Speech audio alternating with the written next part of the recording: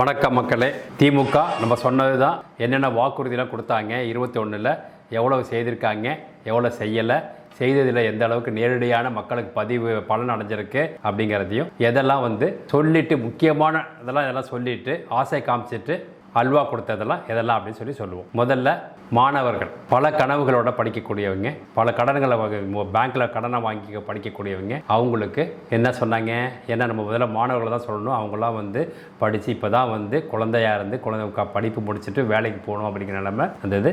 இதை நீங்கள் தான் சொன்னீங்க, திமுக தான் சொல்லிச்சு. கடன்கள் எல்லாம் கல்வி கடன்லாம் நாங்கள் ரத்து செய்கிறோம் அப்படின்னு சொல்லிட்டு செய்யவே இல்லை. அப்போ அவங்க எவ்வளோ மன அழுத்தத்துக்கு ஆளாக்கி இருப்பாங்க அப்படின்னு நம்ம சிந்திக்கணும். அது மட்டும் கிடையாது, மேற்கொண்டு படிப்புக்கு போகணுன்னா இன்னொருத்தர் கடனை வாங்கணும். இந்த கடனை அடைச்சா சரி, திமுக சொல்லியிருக்க நம்ம இந்த கடனை அடைச்சிருவாங்க அரசாங்கம், நம்ம புதுசாக கடன் வாங்கி மேற்படிப்பு போகலாம், போஸ்ட் கிராஜுவேட் போகலாம் அப்படின்னு இருப்பாங்க.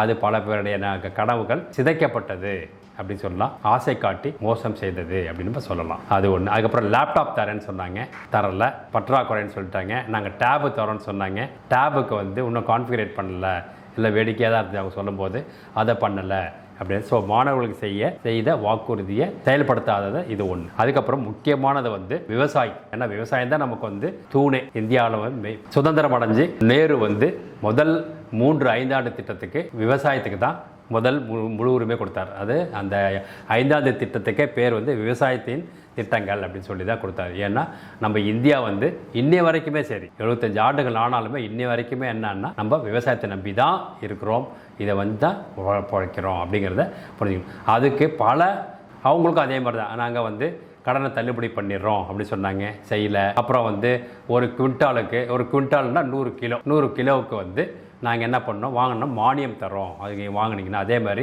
கரும்பு விவசாயிகளுக்கெல்லாம் நீங்கள் கரும்பை அரசாங்க கரும்பு ஆலையிலையோ தனியார் கரும்பு ஆலையிலையோ கரும்பை கொடுத்துட்டிங்கன்னா நிலுவைகள் இல்லாமல், அதாவது இப்போ கொண்டு கொடுக்குறாங்க ஒரு 10 டன்னு கொண்டு கொடுக்குறாங்க அப்படின்னா அதை உடனே கேஷ் கொடுக்க மாட்டாங்க. அதுக்கான ப்ரொசீஜர் இருக்குது.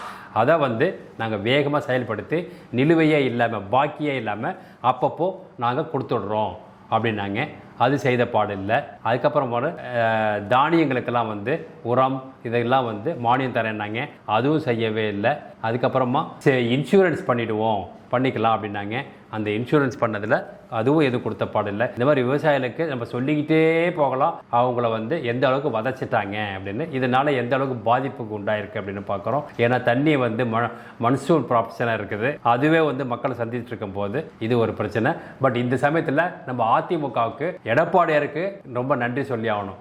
ஏன்னா அவர் சிஎம்மாக இருக்கும்போது அனைத்து ஏரியா மாநிலங்கள் முழுக்க உள்ளக்கூடிய குளம் குட்டை ஏரி அனைத்துமே தூர்வானதுனால எல்லா டிஸ்ட்ரிக்ட் வாரியாக பார்த்தீங்கன்னா ஒவ்வொரு கிராமங்களாக பார்த்தீங்கன்னா தண்ணி பிரச்சனை இல்லை.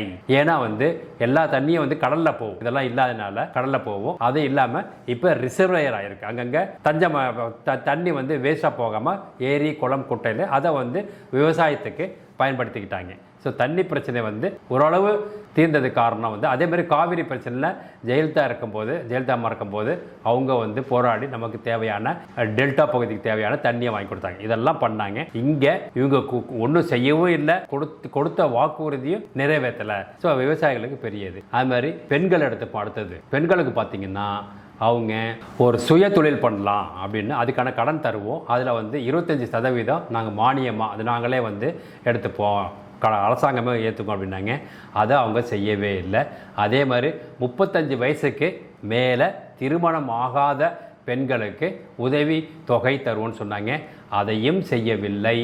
அதுக்கப்புறம் வறுமை கோட்டின் கீழே இருக்க பெண்களுக்கு 50,000 வரை வட்டியில்லா கடன் வாங்கலாம், அதை நீங்கள் கொடுக்கலாம், அதுக்கு வட்டி கிடையாது அப்படின்னாங்க. அதை செய்தாங்கனாலும் அதையும் செய்யவில்லை அப்படிங்கிறது தான். பாருங்க, இதெல்லாம் நீங்க சிந்திக்கணும். திருப்பி இப்படிப்பட்ட ஒரு ஆட்சி திரும்பி வந்ததுன்னா எப்படி இருக்கும்னு பாருங்க. இப்போ இதெல்லாம் நம்ம நேரடியாக நம்ம பண்றோம் இல்லையா, நேரடியாக வாக்குறுதி கொடுக்குறோம். மாணவர்களுக்கு வாக்குறுதி கொடுத்தாங்க, விவசாயிகளுக்கு கொடுத்தாங்க, பெண்களுக்கு கொடுத்தாங்க, செய்யவில்லை அப்படிங்கிறது தான். ஸோ இதெல்லாம் ஒரு மெயின் ஸ்ட்ரீம் மீடியா பேசவே பேசாது. உப்பு இல்லை சப்பு இல்லை அப்படிங்கிற டாபிக் எடுத்துக்கிட்டு அவங்க டிஆர்பி ஏற்றிட்டு பண்ணணும் அப்படின்னு தான் பேசுவாங்க தவிர விஜயை பற்றி பேசுவாங்க, திரிஷாவை பற்றி பேசுவாங்க. இதெல்லாம் தேவையா நமக்கு? இது மெயின் ஸ்ட்ரீம் மீடியாவை அதை பற்றி தான் பேசிகிட்டு இருக்காங்க. திமுக சொன்ன வாக்குறுதியை நிறைவேற்றவில்லை அப்படிங்கிறத அவங்க பகிரங்கமாக சொல்ல மாட்டாங்க. என்ன சொன்னால் அந்த டிவி ஓனர் கூட பிரச்சனை கிடையாது, அங்கே இருக்க நெறியாளருக்கு ப்ராப்ளம். அதனால் நெறியாளருக்கு திமுக ஜால்ரா அடித்தாலோ திமுக செய்த தவறுகளை சொல்லாமல் இருந்தாலோ அவங்களுக்கு தேவையானது கிடைக்கும் அப்படிங்கிறதுனால அவங்களும் மெயின் ஸ்ட்ரீம் மீடியா தான் இப்படி தான் இருக்காங்க. அது மாதிரி பழைய ஓய்வூதிய திட்டத்தை நான் நிறைவேற்றுவோன்னு சொன்னாங்க, அதையும் செய்யலை. ஆசிரியர்களுக்கு இடமாற்றத்தில் வெளிப்படையாக இருப்போம், ட்ரான்ஸ்ஃபர் கேட்குறாங்க இல்லையா, அதில் வெளிப்படையாக இருக்கும், இதில் யார் தலையீடும் இருக்காதுன்னாங்க. எதுவுமே செய்யலைங்க. இதே தான் நம்ம அது மாதிரி கேஸுக்கு விலையை கம்மி பண்ணுவோம், மானியம் தருவோம் அப்படின்னாங்க, எதுவுமே பண்ணலை. ஸோ இதெல்லாம் நேரடியாக மக்களுக்கு போய் சேரக்கூடிய திட்டங்களை அவங்க சொன்னாங்க, எதையும் செய்யவில்லை. இப்போ நீங்கள் ஓட்டு போடும்போது அதை சிந்திக்கணும், நமக்கு சொன்னாங்க செய்யலையே அப்படின்னு இதெல்லாம் சிந்திச்சிங்க. இப்போது அது இல்லாமல் புதுசாக ஒன்று இப்போ கிளம்பியிருக்கு. இப்போது ஒரு நம்ம ஆர் ராசா ஒரு ஆடியோ அவர் பேசின ஆடியோவை வெளியிட்டிருக்காங்க. அது அதாவது நான் இல்லைன்னு அவர் சொல்லலை, அதை செலக்டிவ்லி எடிட்டட் அப்படின்னு சொல்லி சார், அதாவது எங்கெங்கே என்னென்ன வேணும் அப்படின்னு சொல்லி சேர்த்து இந்த மாதிரி என் பேரை கெடுத்துட்டாங்க அப்படின்னு தான் சொல்லியிருக்காரு, தவிர நான் பேசவில்லை அப்படின்னு சொல்லவே இல்லை. இதுலேருந்து மக்கள் புரிஞ்சுக்கிங்க. அதே மாதிரி யார் ஆடியோ வெளியிட்டாரோ அவர் சொல்லிட்டாரு, எந்த கேஸ் வந்தாலும் நான் சந்திக்க தயார், அது அவர் பேசினது தான் அப்படிங்கிறாரு. ஸோ அதுக்கு முன்னாடி நம்ம இவரை பற்றி டிஆர் பாலு டிஃபர்மேஷன் கேஸ் ஒன்று போட்டார் அண்ணாமலை மேலே, அதுக்கு அவரு ஒழுங்காக வரல. இதுலேருந்து அதையும் பார்த்துங்க. ஸோ இதெல்லாம் பார்த்துக்கிங்க. உங்களுக்கு சொல்லணும் அவசியம் கிடையாது திமுகவின் செயல்கள் எப்படி இருந்தது, ஒவ்வொரு மந்திரிகளும் எப்படி இருக்காங்க, எப்படி இருந்தாங்க அப்படின்னு. ஸோ நம்ம ஒரு நல்ல மாநிலம், நல்ல ஒரு அரசாட்சி வேணும் அப்படின்னா சிந்திச்சு செயல்படுங்கள். ஓட்டு போடும்போது தட்டு முக்கியமானது. மிக்க மகிழ்ச்சி. நன்றி, வணக்கம், ஜெய்ஹிந்த்.